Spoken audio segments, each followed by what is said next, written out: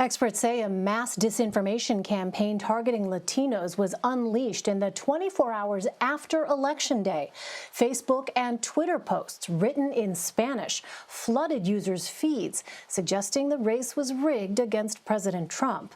According to the New York Times, disinformation targeting Latinos from Tuesday into Wednesday generated more traffic than the Russian interference campaign from 2016. For more on this, let's bring in CNET senior producer Dan Patterson.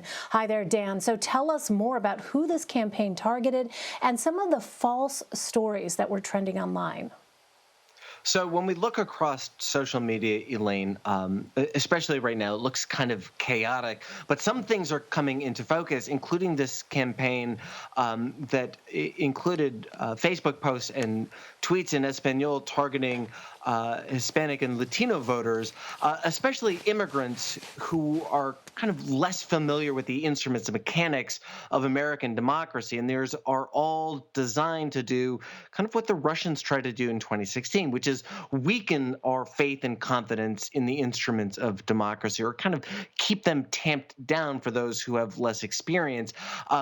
So at the center of a lot of this was South Florida, at least according to the New York Times reporting. And that's because it's a really diverse community with a lot of different Latino groups. Some of these people fled socialist or left-leaning regimes in Central and South America. So this seems to be a fairly sophisticated campaign. Well, if disinformation released before the election was an attempt to influence the way people vote, then what is the aim of a disinformation campaign that's released after much of the voting has already ended?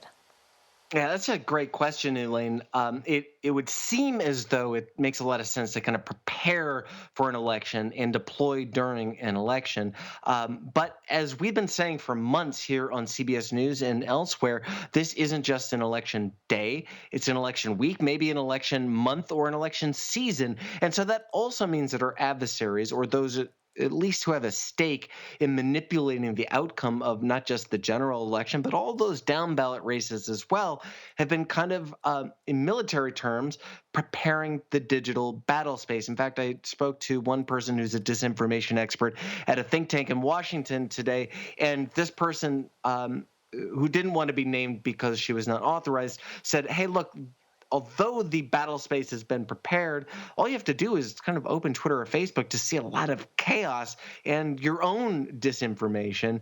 And that is because we're in this really vulnerable window where public opinion, the court of public opinion, really matters, especially when it comes to the pressure we put on to count or to not count votes. So the public right now is in a really vulnerable position for digital manipulation while the vote is outstanding.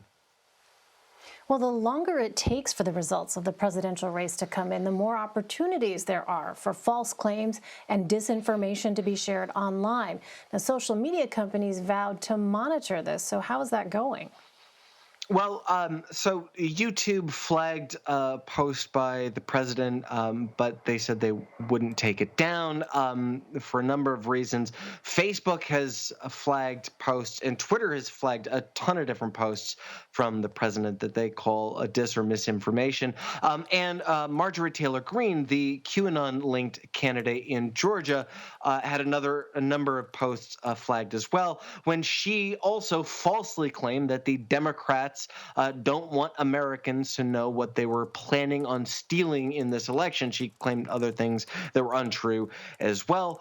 All of the posts that appear to have been flagged in one way or another imply that the results won't be fair, that the counting won't be fair, that the counting should be stopped, and a number of other false or already disproved conspiracies. So again, think of social media as kind of ripe for manipulation right now. And when you encounter information, make sure you check every available source before you pass that along. All right, Dan Patterson for us. Dan, thank you. Good to see you.